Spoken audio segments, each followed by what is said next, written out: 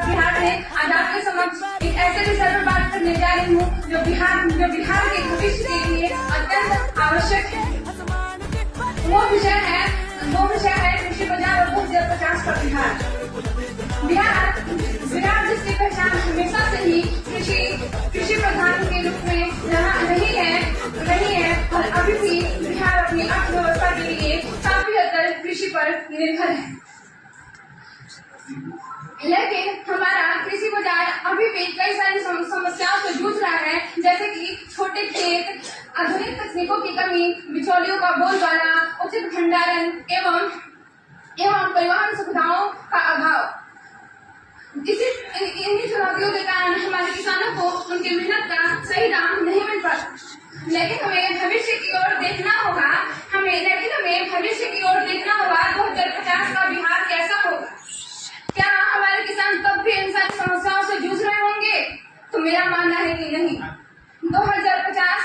2050 का बिहार किसानों की उन्नति और बाजार में प्रगति का प्रतीक होगा। 2050 का बिहार किसानों में उन्नति और बाजार में प्रगति का प्रतीक होगा, जहां खेत से खलिहान तक हर कदम पे समृद्धि का निर्माण होगा। 2050 तक बिहार का कृषि बाजार पूरी तरह से बदल जाएगा। 2050 के बिहार में हम देखेंगे कि आधुनिक तकनीकों का समावेश होगा, खेतों में ड्रोन का उपयोग होगा, आर्टिफिशियल इंटेलिजेंस AI हमारे फसलों की निगरानी करेगी और ब्लॉकचेन तकनीक से पारदर्शिता आएगी। इससे किसानों को कम लागत में अधिक उत्पादन कर पाएंगे। 2050 के बिहार में हम देखेंगे कि ई-नाम और डिजिटल प्लेटफॉर्म का विस्तार होगा, जिससे किसानों को अपने फसलों को बेचने के लिए मंडियों के चक्कर नहीं लगाने पड़ेंगे। वो सीधे डिजिटल प्लेटफॉर्म के माध्यम से अब देश के कोने कोने में अपने फसलों को बेच सकेंगे।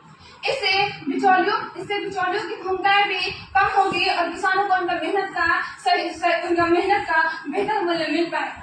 2050 के बिहार में हम देखेंगे कि प्रसंस्करण और मूल्य संवर्धन पर जोर दिया जाएगा।